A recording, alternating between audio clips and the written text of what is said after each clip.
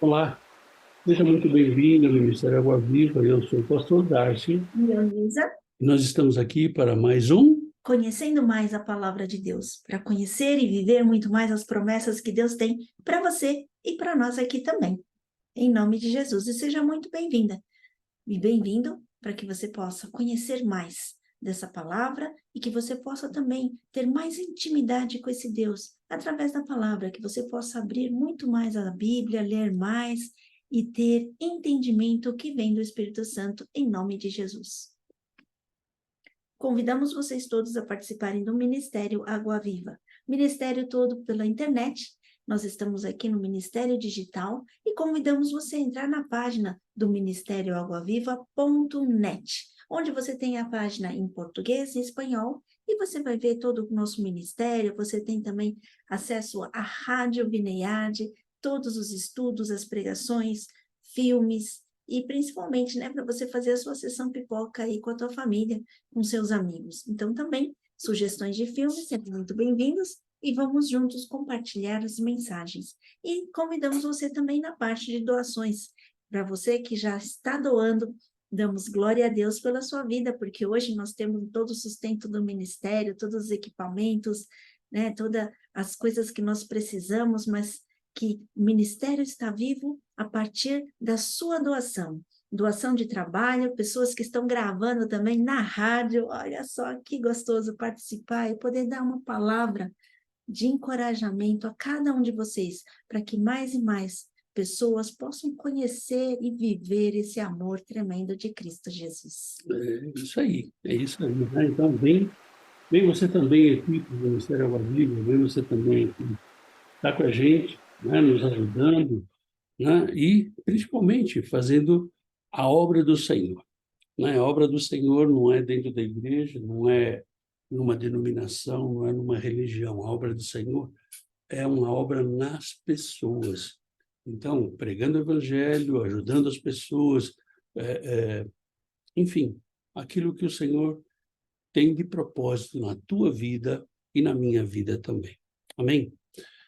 Bom, nós encerramos a semana passada um estudo sobre Deus é fiel, sobre a fidelidade de Deus. Antes disso, eu queria te mostrar, esse aqui é o nosso quadro de pedidos de oração. Então, você é o nosso convidado a interceder. E também, se você tem um pedido de oração, manda para nós, através das nossas redes sociais, como a Nilza falou. O nosso ministério é todo digital. Nós não temos uma igreja física, né? Não tem um imóvel, mas como você e eu somos a igreja de Jesus Cristo, nós comungamos desse mesmo Deus e participamos com esse mesmo Espírito aonde você estiver, né? Onde você estiver, em qualquer lugar do mundo, tem sinal de internet, aí nós estamos. Amém? Hoje o estudo que a gente quer fazer, a gente quer falar sobre algumas frases que Jesus falou, né? E no estudo de hoje a gente vai focar no livro de Mateus, capítulo 4, versículo de 1 a 11.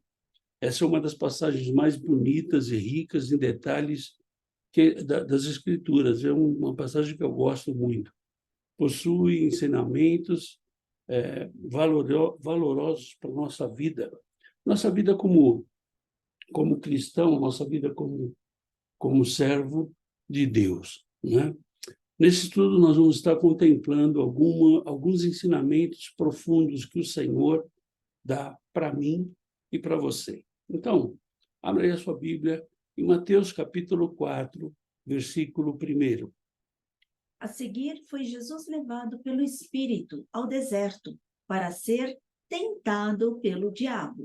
Ou seja, a primeira frase que a gente vai ver aqui de Jesus é sobre a palavra como alimento.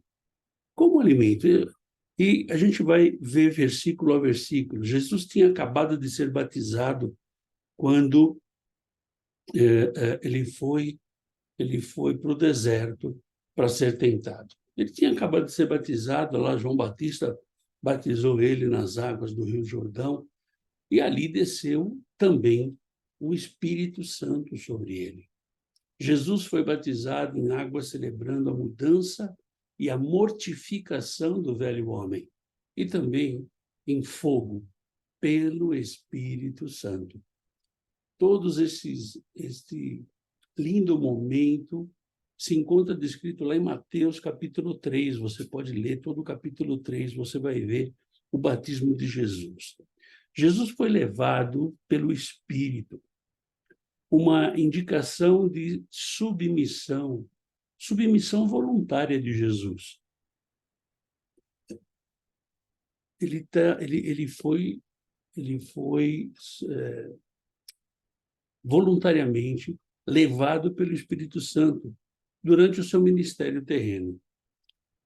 Mas ele foi levado para ser tentado. Uma palavra significante é tentar ou expressar, às vezes, como nesse caso, um engodo para o mal. O Espírito conduziu Jesus para que esse teste fosse realizado. O diabo, que tem como algumas de suas atividades ou características, né, de tentação, corrupção, engano, criação de discórdia, dentre outras, também é um grande oponente de Deus e também do povo de Deus, não só do próprio Deus. A gente vê aqui, Jesus é tormentado pelo diabo. Bom, então, imediatamente depois da descida do Espírito Santo sobre ele, Jesus foi conduzido pelo Espírito ao deserto para ser tentado, para ser provado pelo diabo. Assim como o último Adão, né? Ele foi como o último Adão. O primeiro Adão foi tentado e caiu, né?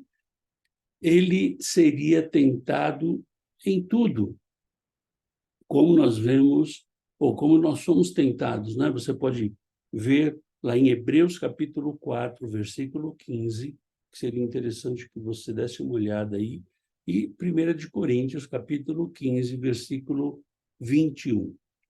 Mas ele foi tentado, mas o que é a tentação? Tentação é o estímulo ou indução a um ato que pareça atraente, ainda que seja inapropriado ou constrangendo alguma norma ou convenção social, sendo, consequentemente, proibido. Ou seja, a tentação é aquilo que você quer fazer, mas não pode. Não? Resumindo, a tentação é isso aí. Você quer fazer, mas não pode. Então, o que o diabo ele faz? Ele provoca você e ele provoca eu também. Mas só você, né? Se fosse só você, estava fácil. Mas ele nos provoca para que a gente saia dos caminhos do Senhor. Como nós vimos há um pouquinho de tempo atrás, agora mesmo, né? Nós vimos que o diabo ele é contra Deus e contra aqueles que seguem a Deus. Então, ele sempre vai estar fazendo alguma coisa para que você e eu saiamos do propósito de Deus. E muitas vezes essa tentação ela vem por alguma coisa que enche os nossos olhos, né? Agora, por que o Espírito Santo levou Jesus para o deserto? Todos nós somos provados, né? Então, abra sua Bíblia aí, em Mateus capítulo 4, versículo 2. E depois de jejuar 40 dias e 40 noites, teve fome. Ou seja, depois dele ter jejuado, ele teve fome. Só que antes da gente falar da fome de Jesus, você tem alguma coisa para falar sobre a tentação? Na verdade, a gente vê que Jesus era perfeito, não tinha pecado algum, mas também passou por tantas tentações. Mas sobre essa tentação que a gente está falando, né, que, na verdade, foi o divisor de águas do ministério dele, né? Ou seja, essa tentação, logo depois do batismo, foi o divisor de águas entre Jesus antes do seu ministério e Jesus depois do seu ministério, ou começando o seu ministério. Então, essa tentação de Jesus foi uma prova. Muitas vezes a gente ouve pregadores dizendo, olha, vem para Jesus, aceita Jesus que você não vai ter mais nenhum problema. Isso não é verdade. Ou seja, você vai ser provado e, em nome de Jesus, você vai ser aprovado. Né?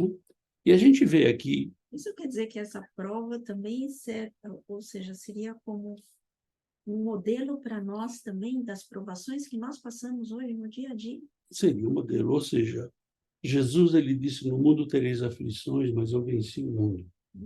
E aqui ele está como homem, mas ele está vencendo todos os desejos e todas as tentações de um homem. Ah, pastor, mas ele era Deus. Não, ele não era, ele é Deus, ele continua sendo Deus. Né?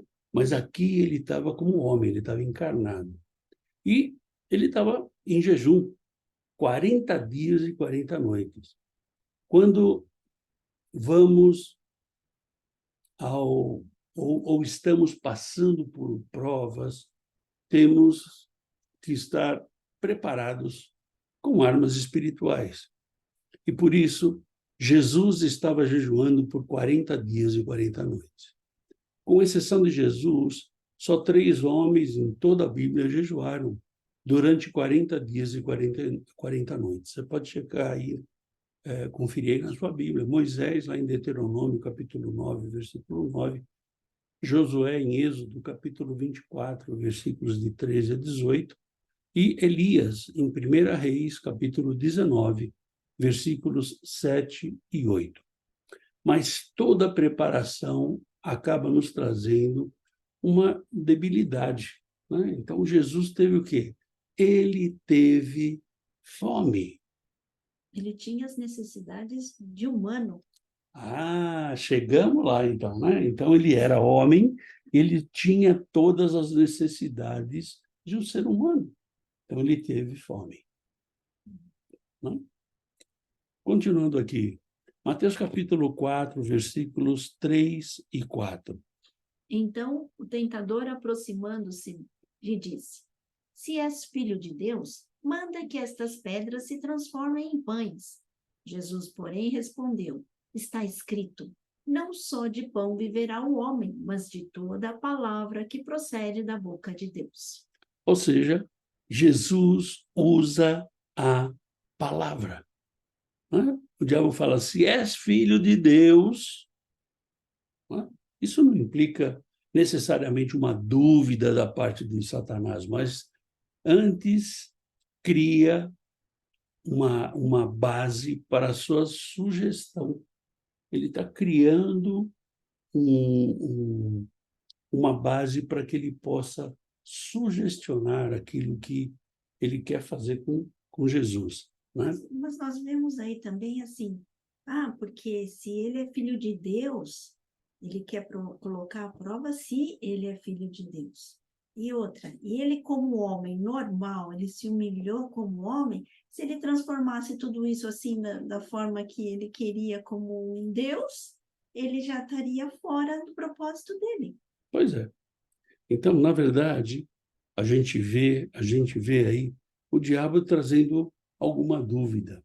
A sutileza da prova está evidente, pois nem o pão, nem a fome são pecados entre si. Não só de pão viverá o homem. Você pode conferir lá em Deuteronômio, capítulo 8, versículo 3. Foi a resposta na palavra de Jesus. Assim, fácil. Mas, Até... desculpa, não, assim, é no sentido de ter buscado forças em Deus, né? Apesar da provação, buscar forças em Deus, imagina. Na verdade, ele usou a palavra, né? Ele usou a palavra. Assim como o diabo usa a palavra, ele conhece a palavra, né? Deus também usou, Jesus também usou a palavra, né? Até mesmo Israel, vagando no deserto, ficou sabendo que a fonte do pão, isto é Deus, que é a fonte da nossa energia, era mais importante do que o próprio pão. Então, o diabo estava querendo dar mais importância ao pão do que a relação que Jesus tinha com Deus. Jesus recusou-se a operar um milagre com a finalidade de fugir ao sofrimento pessoal, quando esse sofrimento fazia parte da vontade de Deus para ele. Deus nos revela a sua vontade de várias maneiras. Através da Bíblia, que é a palavra de Deus e tem sempre uma mensagem de Deus para as nossas vidas quando refletimos nela. Através de Jesus, Deus fala conosco através da vida do seu Filho. Então, nós temos aí Jesus como nosso referencial de vida. Através de revelação, Deus fala diretamente conosco, mas devemos sempre avaliar qualquer mensagem à luz da palavra. Ou seja, Deus ele não vai contradizer a sua palavra. Precisamos aquietar o nosso coração para ouvir a voz de Deus.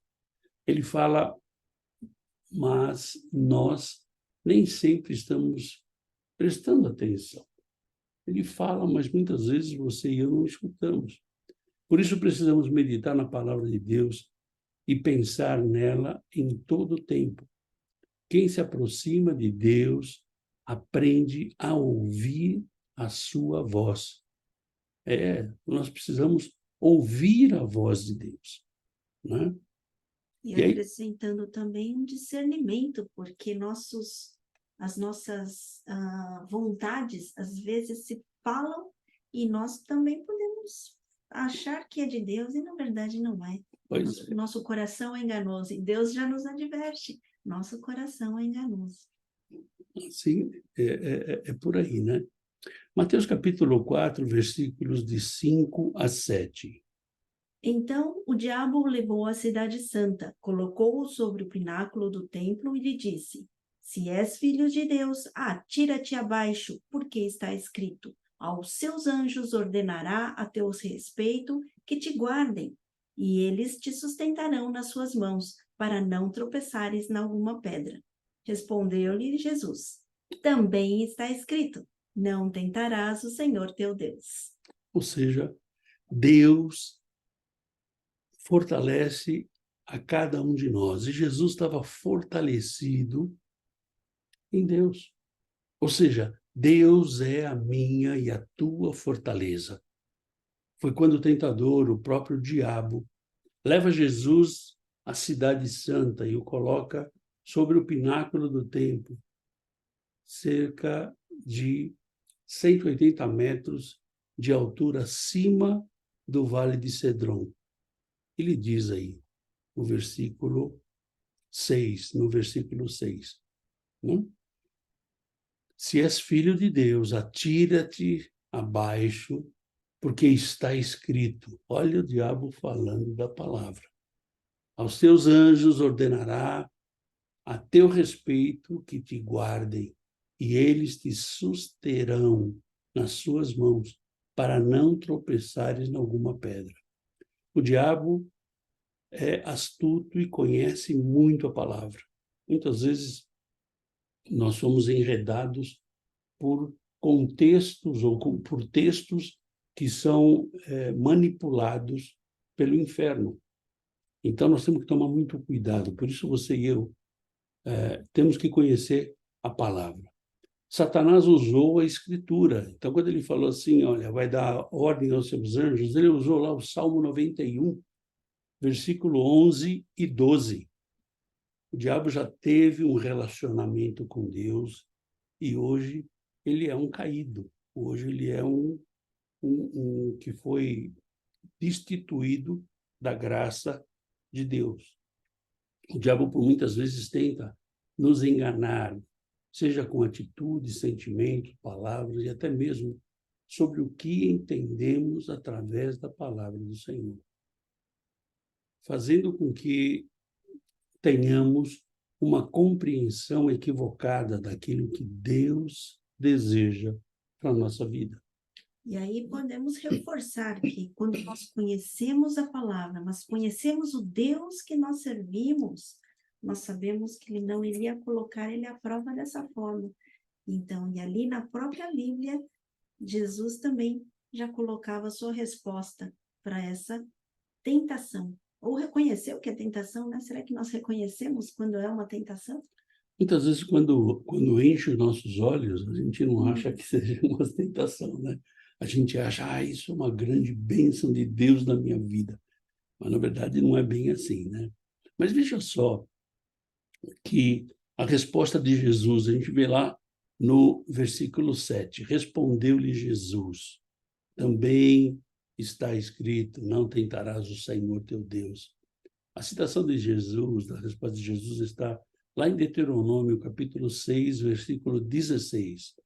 Não tentarás o Senhor teu Deus. A tentação, na maioria das vezes, vem disfarçada de alguma coisa muito atraente e desejada, de algo realmente saboroso e que apenas um pouquinho, ou apenas uma única vez, não tem resultados assim tão negativos e tão ruins. Essa é a tentação. Tem alguns que falam assim, o pecado é bom. Se fosse bom, não te levava para o inferno, né? É mais ou menos assim, né? E a tentação é isso. Ela vem de uma forma agradável. E muitas vezes nós colocamos isso na balança e falamos, mas é só um pouquinho. Só um pouquinho não vai fazer mal. Se é só uma vez só. E, na verdade, é a porta de entrada que o diabo tem na nossa vida, né? De estar entrando e estar fazendo o que ele quer fazer. E vai usar isso para acusar você depois lá na frente. Ele quer fazer o quê? Roubar, matar e destruir, para isso que ele veio, né? Ele vai jogar isso na tua cara, você queira ou não. Ele vai jogar isso na tua cara. Diversas são as nossas provas em meio aos nossos desertos.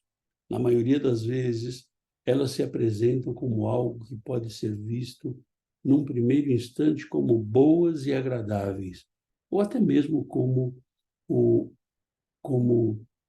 a fim de provarem que somos poderosos e invencíveis. Afinal, o tentador quer nos abordar sorrateiramente e nos fazer acreditar que somos invencíveis.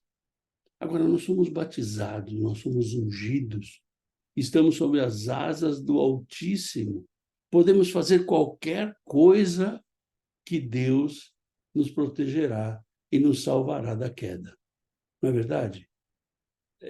Mais ou menos. Para ter a proteção de Deus, a salvação, é preciso estarmos dentro da vontade de Deus. Então, muitas vezes, a gente acha, eu tudo posso naquele que me fortalece. Exatamente, quem é que te fortalece? Esse é um versículo muito bonito, muito interessante, que Paulo fala lá em Romanos capítulo 8. Tudo posso naquele que me fortalece. Mas quem é que está fortalecendo a tua vida? É Deus? É o diabo? Se quem está fortalecendo é o diabo, ok, você já está perdido, não tem outra saída. Agora, se é Deus, então nós temos todas essas características do cristão. No domingo, nós falamos sobre marcas de cristão, as marcas do cristão. Então, nós citamos lá 4 marcas. Então, se você tem as marcas de um cristão, se você é batizado, se você é ungido, se você é cheio do Espírito Santo, então você está com Deus, então você está dentro da vontade de Deus, dentro do propósito que Deus tem para a tua vida e para a minha vida. E nós vemos aí também que muitas vezes as pessoas falam, duvido. Aí quando duvida, ele já coloca você em posição de querer provar alguma coisa, né? E quanto Satanás queria que Jesus provasse.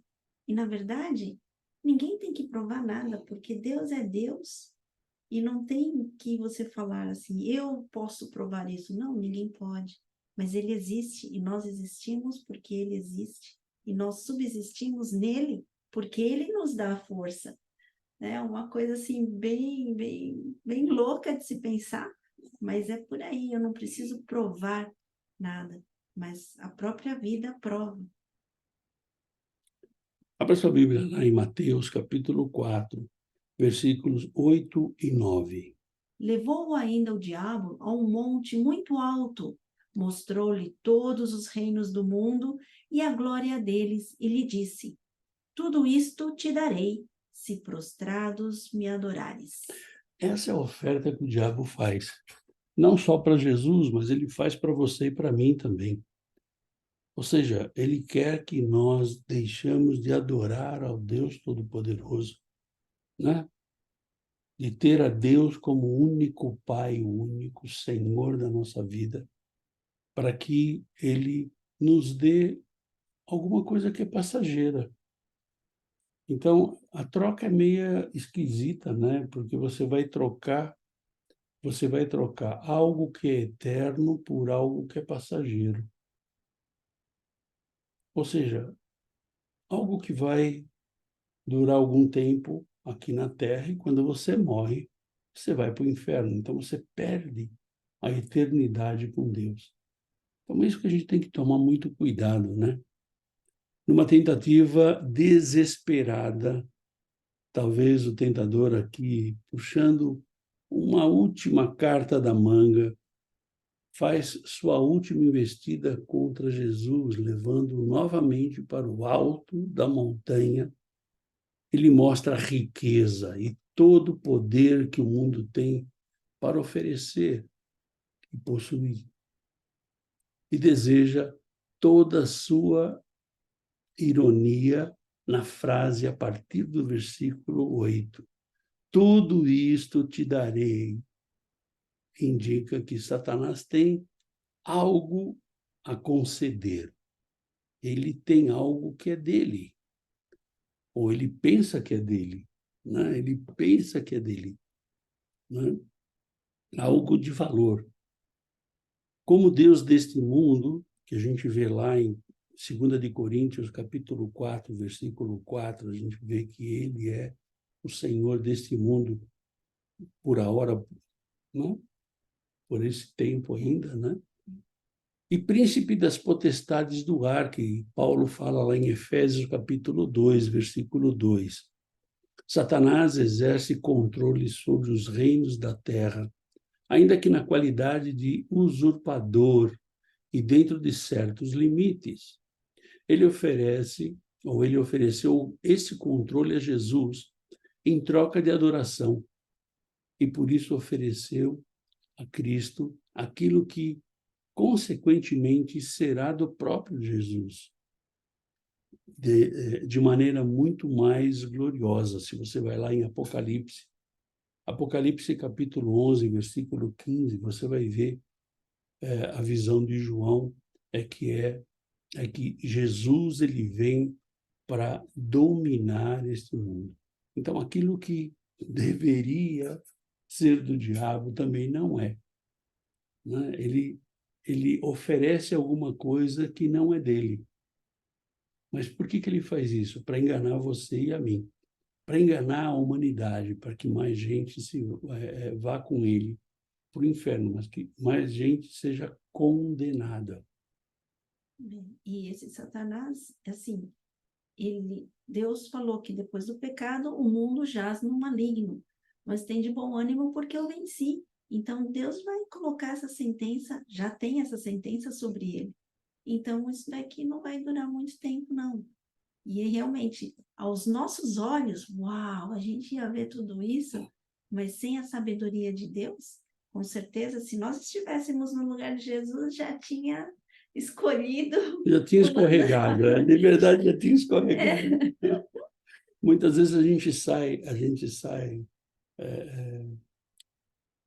caminhando por aqui, a gente vê as maravilhas que Deus fez. A gente tem feito algumas gravações aí, as maravilhas que Deus fez. Então imagina o que o diabo não apresentou para Jesus.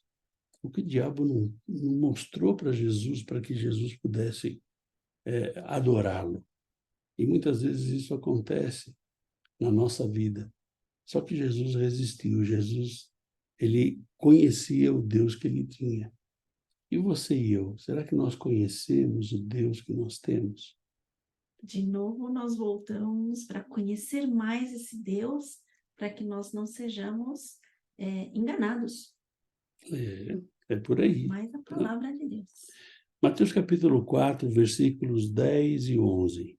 Então Jesus lhes ordenou: retira-te, Satanás, porque está escrito: ao Senhor teu Deus adorarás, e só a ele darás culto. Com isto, deixou o diabo, e eis que vieram os anjos e o serviram. Jesus é o único Deus, né? Ou seja, é a Trindade, Pai, Filho e Espírito Santo. Então Jesus, pela primeira vez nas Escrituras, Jesus se dirige ao maligno com autoridade. Com autoridade. Jesus fala com o maligno com autoridade, né? E Satanás deseja que a humanidade o adore e o sirva. Devemos adorar e servir somente ao Deus que nós conhecemos. Os anjos que foram criados por Deus, porque tem os anjos que se rebelaram, né? Um terço, não? Um terço se rebelaram junto com o diabo, vieram para servir a Jesus. Olha que louco isso. Então, na verdade, quando você usa armas espirituais, o Senhor vai mandar os anjos estar servindo você. As armas espirituais é jejum e oração. Amém. Né? A santificação é a consequência do nosso jejum e oração. É a consequência da nossa fé nesse Deus, em nome de Jesus, né? É tudo em nome de Jesus. E como conclusão, nós deixamos aqui 3 frases de Jesus, né? A primeira é a palavra como alimento, ou seja, a gente tem que se alimentar da palavra, entender que todas as coisas a gente tem que contrapor com a palavra. Saber que Deus sempre vai ser a minha fortaleza. Ele é a minha fortaleza e a tua fortaleza. Não importa o que aconteça à nossa volta, Ele será sempre a nossa fortaleza. Ele vai estar sempre com a gente. Amém. E a terceira frase que nós vimos aí, em Mateus capítulo 4, de 1 a 11, é que um só Deus e Pai. Ou seja, Jesus foi muito claro que só tem um só Deus e Pai, não tem outro Deus. Então, nós temos que tomar consciência disso. Convicção desse Deus. Uma convicção desse Deus. E começar a caminhar com Ele. Se você não caminha ainda, começa a caminhar com esse Deus. Começa a ter Ele como fortaleza na tua vida. Alimente-se da palavra. Alimente-se daquilo que o Senhor tem mostrado para você. Amém? Ok? Te espero, então, na próxima quinta-feira, onde nós vamos trazer um outro tema. E se você tem algum tema que você gostaria que a gente estivesse estudando e desenvolvendo segundo a palavra do Senhor, manda para nós. E aí nós vamos estar preparando, estudando, preparando e trazendo aqui para que você possa ser esclarecido, e nós também, né? A gente vai ser esclarecido também. Amém? Obrigado por você estar com a gente aqui, obrigado por vocês que estiveram conosco na oração ontem, né? Nós tivemos a nossa reunião mensal de oração. Agradeço a cada um de vocês.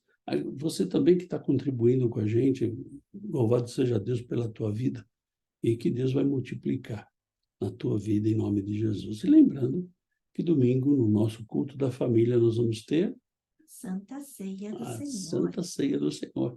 E você é o nosso convidado, vem com a gente, vem participar dessa comunhão juntos, em nome de Jesus. Que Deus te abençoe, que Deus te guarde, tenha um final de semana poderoso, cheio da força, da unção, e do poder do Senhor, em nome de Jesus. Fica na paz. Tchau, tchau.